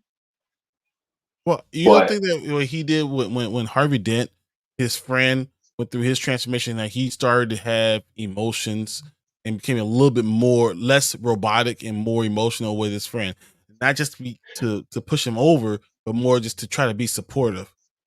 I do, but again, it was more towards the very end. Okay. You know, I think they could have kind of maybe Highlighted. even started Harvey Dent on that character arc like a couple episodes early. They could have kind of spanned a couple episodes rather than just kind of rushing it at the end. Rather than like the ghost episode or like the what was the little girl's name who was basically like a succubus. They could have at least started Harvey on that path around the time of those episodes and kind of have it be something that we come back to over the course of the last couple episodes, if that makes sense. Yeah, no, I hear you. I Hmm. definitely understand that. But something that you could do more with uh, in another season or two. Agreed. Mhm. Said the show was solid. That's what Tony thinks. Said I like how we got to spend time with other characters and see their development through their eyes, and even the connection between Barbara, you know, and and her father. That was Mhm. seeing them together and understanding that combination and understanding Harley Quinn or Harlan Quinn, with Barbara and how they have a connection, and like it's just all the connections were or Harlan Quinzel. That's what her name was, right? And that was Jamie Chung, wasn't Mhm. that? That was Jamie Chung, right? I think that Was it was. Jamie Chung? I feel like it was. I really do think so. But I thought that it was just Mhm. it was cool. I liked how they meshed all the characters. And at first, I don't. know if I like changing characters in Batman. Oh, yeah, hmm Tony, that's yeah. Did the character changes bother you guys? Not really. I wasn't bothered by them. Like with the Penguin, I thought that was a pretty. I thought that was a pretty cool take. To be completely honest, I didn't mind that at all. I even the take on Clayface was pretty interesting. Like I said, I was, I was, I was interested in the more kind of grounded take they went with it, and I thought it worked. I thought, like I said, I look at it as an Elseworld story. There's so many iterations of different characters in Batman that I kind of find it pointless to get angry about them or bothered about updates. So no, I was fine with that. Hmm. Mhm. I don't care if they change it or not, but I do. I'm just a firm believer that there are characters already, especially in the Batman universe, that you could use instead of changing the other villains to females. You could have used more Poison Ivy. They're Mhm. characters that you can use right. They're already there. You don't have to change them into a male character. Why don't you just bring them there? A movie that's focused on them instead of them almost being like a side character. Just give them the spotlight. So, and once again, I don't think that it's a problem, but I just would rather you do that. That's real Mhm. representation. You know, real representation is when you're taking a character that's really that and spotlighting them and bringing them into the forefront. And there's enough Mhm. characters because we have so many years of Batman that you can do that. And I don't think that they really did it well because they were already just changing things. So Mhm. that's my take. And I think some people will say, "Oh, I just don't want to see it." It's like, no, it's not that I don't want to see it. I just don't want to lessen or cheapen the characters that are already there. You don't have to be a male character to be a great character. You can just be a great Mhm. character just because you are a great character, and all of those characters could be that. So that's just my feeling on it. Mhm. I agree with Um, that. were there any things that you did not like? Were you good with our Harlan Quinzel? Did you like that her being a doctor and then her doing those things before the Joker, or not even introducing the Joker, or not in the first part? No, I think that was kind of one of my lower points of the series. She didn't really do a whole lot for me. That take on Harley, I thought it was fine with a slightly different take on the character. I just don't think it really worked for me. It just didn't really do a whole lot. Uh, and like I mentioned, when they kind of dipped more into like the supernatural element, I thought that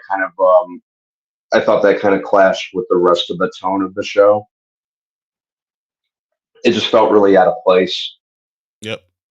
Yep. They could have done like a different character and just kind of had that consistent vibe that was that kind of reigned over the show the rest of the time. I was like, what were they even doing with those episodes? It's I almost like think they didn't that have a storyboard there all of a sudden where they're trying to change something at the end. Like, why are you doing this? Why are you changing these things? No mhm, reason. yeah, that I could have done without. Yeah. I 100% agree Mhm. with that. Yeah, I think those were my top two. Were there any characters that you think that weren't good? Um, I think I was kind of the character of Harleen Quinzel when she was doing her Harley thing. I have to circle back to her. She didn't really do a whole lot for me. Uh, the character of Montoya kind of she was I like her as a character, but her character design didn't do a whole lot for it. I didn't really like her character design versus some of the others. You know what she kind of looked like to me, like versus some of the other characters. She Who? looked like one of like the old school Looney Tunes characters, with like in terms of like the big eyes and like just kind of the exaggerated lips and stuff like that. Versus some of the other characters, her character design just kind of felt out of place for me. I understand that. Like her as a character, the character design was super distracting to me Okay. Okay. though. I feel like they underused Lucius. Yep. That was just a total miss. I think what Tony says, I could see people feeling like the supernatural episodes felt like Scooby Doo. It felt Hmm. very Scooby Doo-ish, Hmm. like just out of place and didn't make sense for what we were trying to do. Like you went through all these episodes of doing one thing, and then you get these 2 episodes doing this on the right, and then coming back to it. So why were you doing that? There's no Hmm. reason to introduce these unless they wanted to make it 10 episodes and just couldn't get there. So yeah, we'll just throw something in there. And I have to say the Hmm. Harlan Quinzel felt weird. Um, not because of any other reason, but except like there was no reason for her to be mad or angry, Hmm. or she didn't have. There's a lot of people that had reason to be angry. She really didn't seem like she was one of them. They didn't have any Hmm. backstory where her like she was abused by her parents or abused by her boyfriend or anything like that. She was just doing stuff because she was tired of people complaining. And I thought that was a little Yeah. weird. Hmm. Because if you don't want to hear people talk about it, then you stop listening. Go do something else. Hmm. That was my biggest weird. Like I just didn't understand. All right, let's rate this. Here on Spoiler Kings, we rate things a little bit differently. We use now. You should stop whatever you're doing and watch this right now. Later, when I'm folding laundry, maybe I'll watch this and continue to, kind of pay attention. Or never. This is so stupid that we'll never ever put it on our TV. Where did you rate this movie, this TV show, Batman Cape Crusader? This one's kind of tough because I'm kind of like walking the line between now and later. I could give this a now. I liked the take on it. I like that it went more detective noir. Like I said, it was a little different than what we're used to when it comes to like the Batman series in terms of like it being full on detective story. I appreciated that. I liked the take that they went that they took or the approach that they took to some of the other characters that we're used to. It didn't really have a whole like too many. I think what the most like prominent, well-known character that we had was Penguin. We didn't get any Joker or Riddler, and Two Face for that matter. We The didn't end have when any you saw Joker. the end of the episode, and everyone's laughing Yeah, and stuff like that. yeah. So I kind of liked that it kind of dared to be different in that regard. Uh, and I liked from an artistic standpoint, I liked where they went mostly with the animation, with the exception of the one character that I mentioned. I thought it set the stage for at least another season or two. So it was a good start in that regard. There's more that they could do with this particular universe, and I would definitely watch it. So yeah, I was pretty pleased with it. I thought it was a solid watch. I wasn't necessarily like blown out of the water by it, but I definitely found it enjoyable. So it's a soft now, I'd say. Every episode that I watched, I was doing something else. Hmm. I was reading my comic book along with watching this, or looking on the internet along with watching what was going on, Hmm. or talking to my children or my wife along seeing what's going on. There's a lot of shows. Most shows I like to be focusing and see exactly what's going on. But I feel like I was able to multitask because it didn't hold my attention all the time. I thought it was good, well acted, but not interesting. So because of that, not always interesting. So by that, I'm gonna give it a later. And when it's later, I'm saying you can do it. Should watch it while watching something else. That's what I mean by later. I think you can watch that while folding your laundry, or watch Yeah. that. You don't need to be in a theater. You don't need to be anywhere else. You can watch that while you're doing homework. You can watch that while you're kind of reading something. Mhm. It's like it's something that you do something else with, which by all accounts to me that means it's a later type of choice. So that's why I'm giving it a later. Mhm. Definitely understandable. So guys, Brian Definitely Man understandable. gave it a now. I gave it a later. It's probably somewhere in between. What do you think we're going to get from Rotten Tomatoes?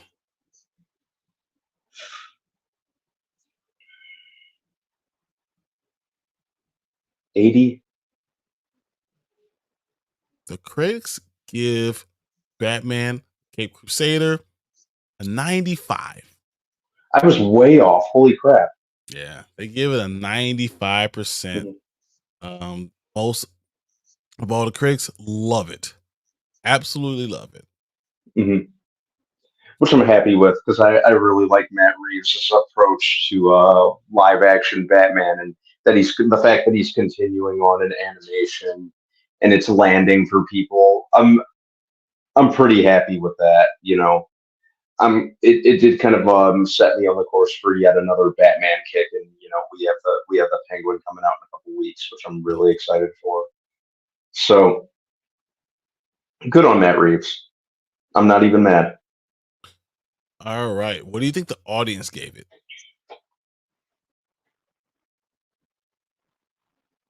89. Much lower. I believe it. 75. Still lower. 68. Lower. Holy crap. 54. You're almost on there. 56%. The audience Mm-hmm. score is a 56%. Mm-hmm. People just don't like it. Mm-hmm. People are in hate on it. I think a lot of that is because Batman is one of the most beloved characters ever. And we use a different take on stuff, people are going to not like it, not want to see it. Now, once again, I want representation by actual female characters. That's why I don't like it. But there are more people that don't like the idea of having a black character or a female character in the movie, period, all the way. So, Mm-hmm. Tony asked us a question. Do you guys like this better than the Superman show? Superman and Lois. Mm-hmm. I'm not sure I can really compare the two. Superman and Lois is several seasons in. I really like that one. And it ended. Um, yeah, and it ended. I still got to watch the end of it, by the way. Uh, this I think kind of a different flavor to it. So I kind of have a hard time comparing the two. I think Superman show is much better. Hmm. That's what I'm saying. Superman and Hmm. Lois is much, much better. Yeah. And I like this. My Adventures with Superman. So I was actually looking at My Adventures with Superman. Hmm. I like this more than I like My Adventures with Superman. Hmm. Oh, we're talking about Superman and Lois or My Adventures with Superman? My Adventures with Superman. That's what he's asking. So he says Oh, okay. My Adventures with Superman. So you compare My Adventures with Superman to Batman the Cape Crusader. Which one do you like more? I do really like My Adventures with Superman. I think I like this. I think I like My Adventures with Superman a little bit more.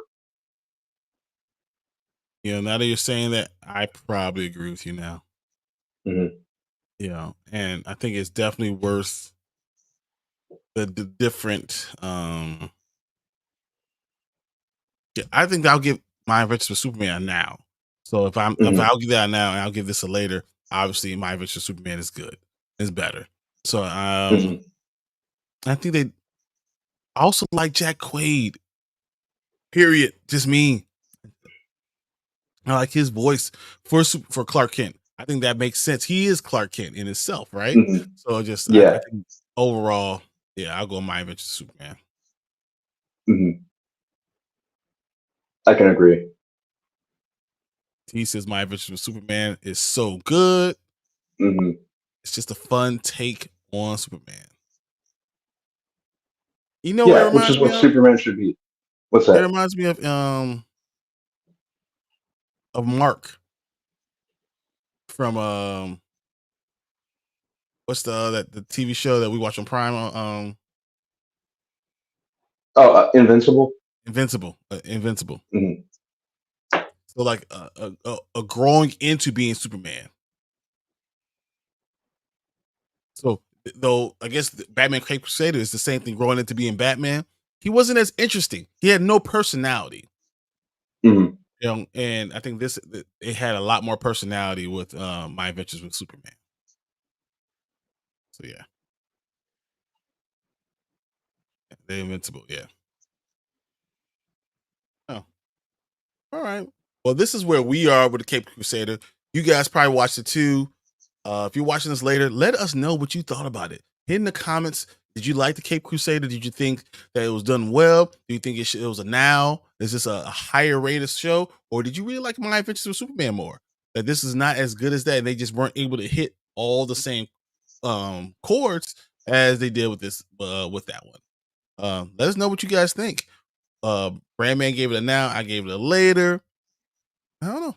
You need to watch the show, watch the episodes, and give your own opinion. So do that, comment, and we're gonna keep it going on the live show. But if you're watching later, thank you for watching this video, and we will see you on the next episode. Thank you. See you guys. Yeah, I agree. Mm-hmm. T said I Yeah. haven't watched the Cape Crusader. Is it? I haven't watched the Cape Crusader yet. I need to watch it. You should watch it just to kind of check it out. It was fine, but that's where I'll leave it. It was fine. Yeah. I enjoyed it. I thought it was. I liked it. Like I said, I thought it was a good watch. I thought it was a serviceable watch. Like I said, nothing that I was blown away by, but I enjoyed it. It's got a little rewatch value. I'll probably rewatch it as a whole over the next couple of days. I watched Sometime the within the last next couple of days. 8, 9, 10 like 3 times. Mm-hmm. I felt like it was actually stuff happening. I was trying to make sure I knew what I felt. Mm-hmm. Yeah. Too many shows out now. I need to watch Umbrella Academy, even though I heard it was terrible. I actually stopped watching Umbrella Academy. Mm-hmm. Yeah. Umbrella Academy lost me like in season 3. I watch the Arc on Hulu. The Arc Mm-hmm. I've been watching. I've been watching Evil. It's the last episode. This is the series finale comes on Thursday for Evil. The whole series is over. That's why we have Mike Coulter as an option now for coming back as Luke Cage. So I've been watching that. Been watching the Cape Crusader. Trying to watch Bel Air. So like, there's just a lot of things coming out at the same time, and I want to watch them all. Mm-hmm. Is there anything that you've been watching, B, that you want to talk about that we haven't seen or haven't even mentioned? No, I've been rewatching a couple things. That's mostly it. I was rewatching iZombie from the beginning just because I really enjoy that show. Um, no, I don't think there's anything new that I've been watching. Just been on a revisit kick. I mean, You I've know. watched a few things. So I watched Receiver on Hmm. Netflix because I love football. Hmm. Um, what was the other one that I watched? Of course, we watched Fallout. That was fun. There's one in particular I just started watching, and so Dark Matter. Dark Matter, I Hmm. think I really want to jump into. That's gonna probably be my thing that, the next time I need to go to sleep, I want to just jump Hmm. into watching that. Um, Hmm. I know there was one thing that I really wanted to watch and haven't had a chance to. Um, see what you guys are saying.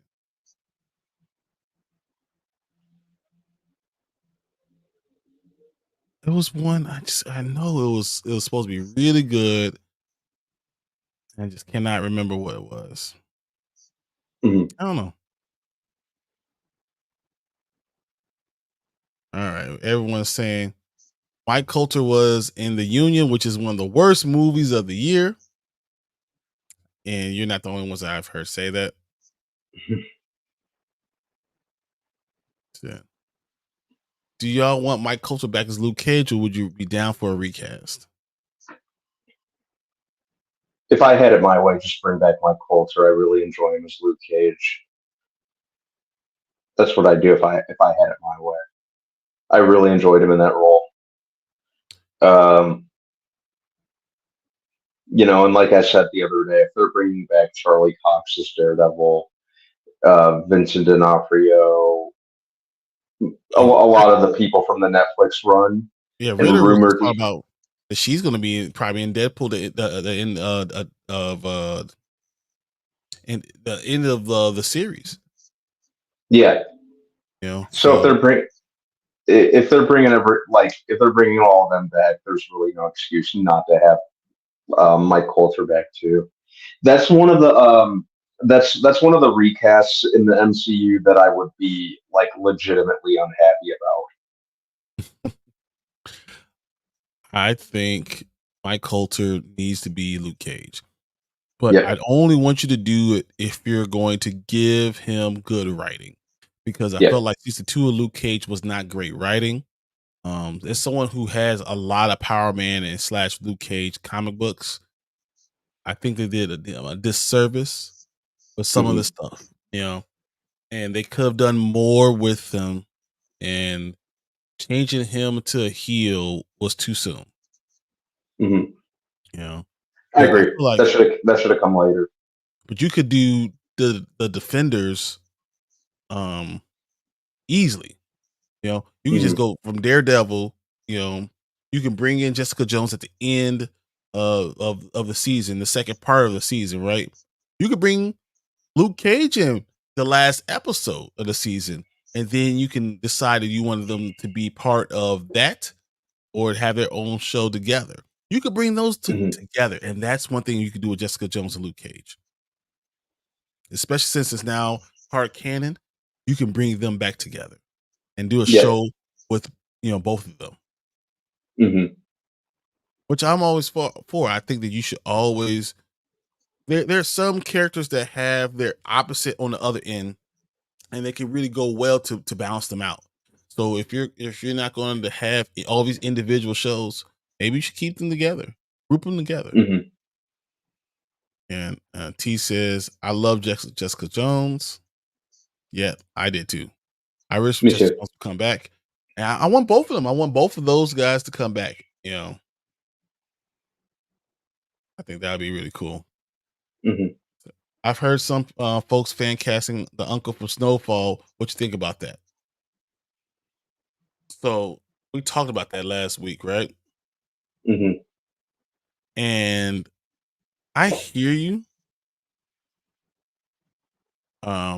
It's not a terrible It's not a terrible thing, but he almost looks like, I don't know if he. So if you guys watch Evil, they have this one that had like the doppelgangers, right? They have the doppelganger of Mike Coulter, and that guy looks exactly like Jerome Saint, exactly like him, like 100%. So I wish I could, if I could find it. Let me see if I can find it. It looks exactly like him. I thought that was hilarious. Oh, if you guys see this, I promise you, it is hilarious, and I want to bring them both up together, and you're gonna be like, "What the hell, guys?" It's almost like they are making fun of that. It's so hard to find though. Hmm. While I'm looking for that, is there anyone else you would want to see? There's not. No one else comes to mind, at least not immediately. I really associate Mike Coulter with Luke Cage. I thought he was pretty much the whole package when it comes to that role. There's no one else that I could. There's no one else that I could immediately see without like giving it a lot of thought. But yeah, Mike Coulter, I just really associate with the role. I thought he was great, and I'd love to see him get to continue. You know, like you said, Ryan, if they gave him up to par writing, and if they're doing Daredevil Born Again in a way that kind of maintains the vibe of the Netflix series, yet lends itself to the greater Marvel universe, I don't see why there's any way they can't do the same thing with Luke Cage, I agree. with Mike I Coulter,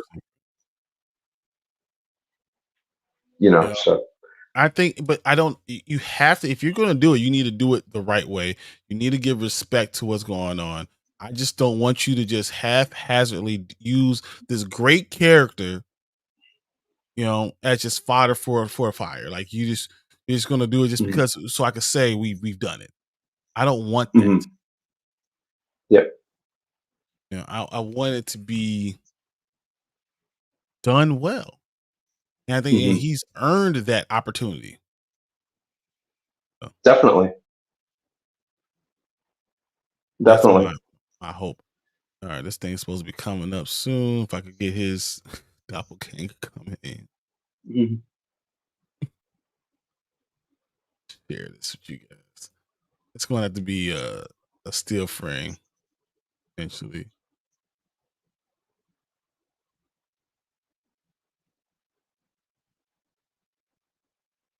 Mm, I should have looked this up beforehand.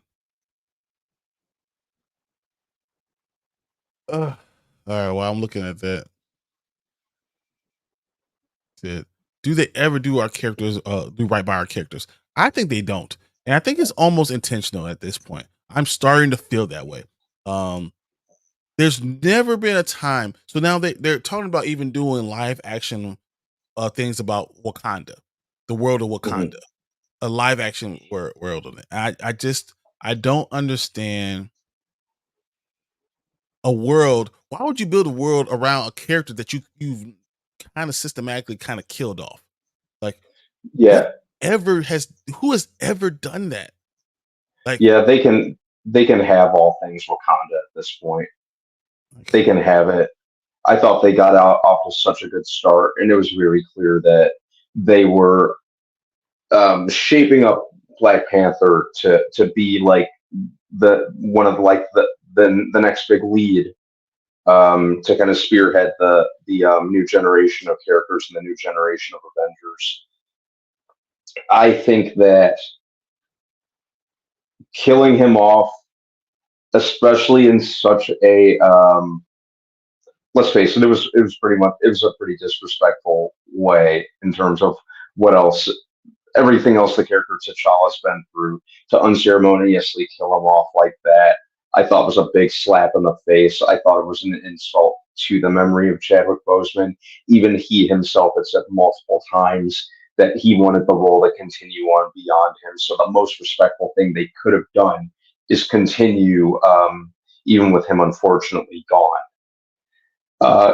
I think that to just keep doing all this Wakanda stuff, all Tales of Wakanda, stories of whatever the hell they're doing with it, I'm just no longer invested because the approach to Wakanda Forever just completely took me out of it. I don't care. It I seems like a don't. cash grab now, right? So it seems Yeah. like I noticed, oh, black people want to go see this character, but we're not going to bring back this character. So we're just going to keep on doing the Sony thing. This is very Sony. Very Yep. much, we're going to give you all these villains, but no Spider-Man. We're going to give you the whole world of Wakanda, but we're not going to give you Black Panther, who is the reason why we even care about Wakanda. But you Exactly. own the character. So there's nothing Yep. stopping you from bringing him back. Mm-hmm. But you want to keep on doing it because you want that money to keep on rolling in. But you didn't want to recast it, even though we've all told you we need you to recast because Mm-hmm. this character matters. So like I don't understand why we're here and they're still doing the same thing.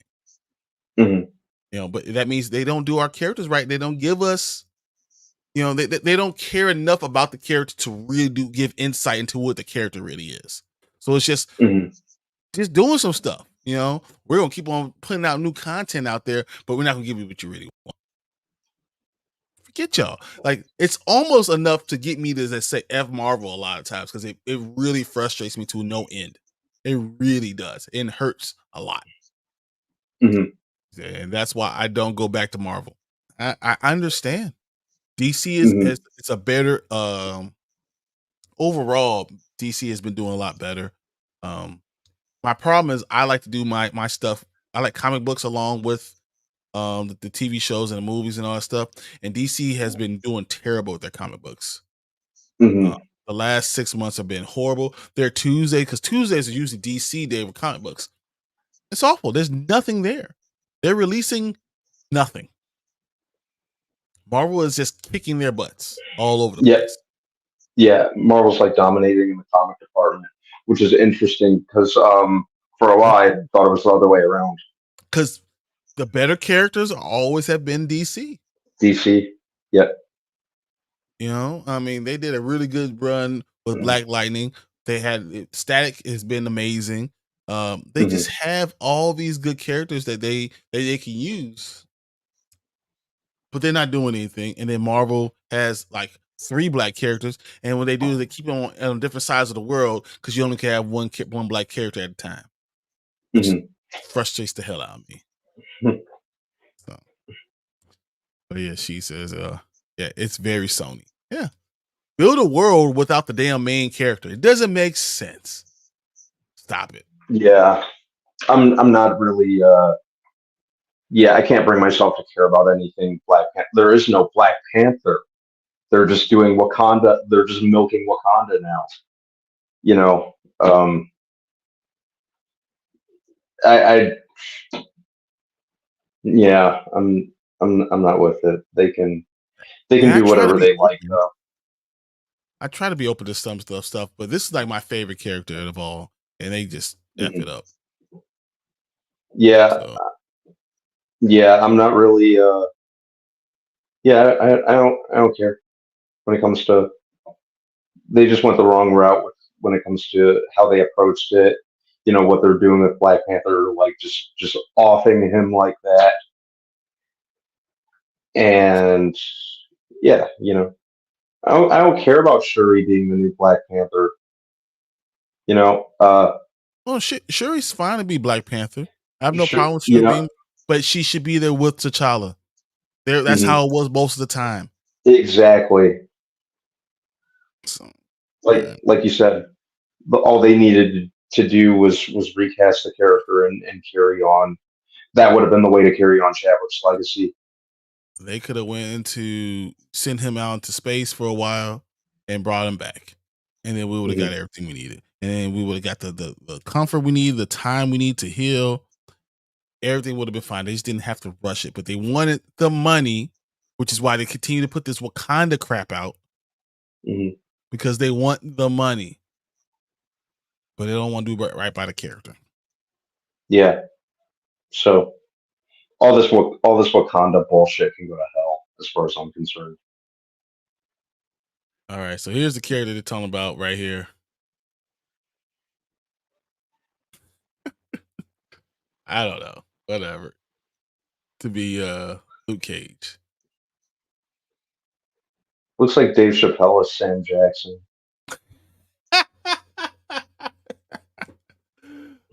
I can't play the video, but he did like a whole thing. Mike Coulter. This is Mike Coulter on Evil. The whole thing with this, like the character works so well with it, but it's just hilarious. But I'm not gonna play it. So yeah, I think you just go ahead and bring Mike Coulter back. Not have to worry about it. Yeah, yeah. Just go ahead and do that. That's what I say. Okay. All right, guys. So kind of jumped around a few things today. I think we're going to end the show tonight right here. Thank you guys for all being in the comments. From Ishii to Mr. YouTube to T, Anzo and Tony and Danny and Brandon and Kevin, Dark Room, and also giving us a membership, sending a membership out. Appreciate that. Tank jumping in the comments for a little bit. 80s kids from the 90s at the beginning of the show. Really just appreciate you guys being there for Cleves. You guys were all great and you all really mattered to the show. And I just want to thank you from my heart for you guys being there for us. So thank you. Thank you guys. Yeah. So we will see you again on Thursday. We'll be talking Bel Air. And if any other news comes out, we will be talking about that. And we will do all the list, this list I have of trailers of 6 of them. We will definitely be checking that out. We come back on Thursday. So thank you. And we will see you guys then. Thank you guys.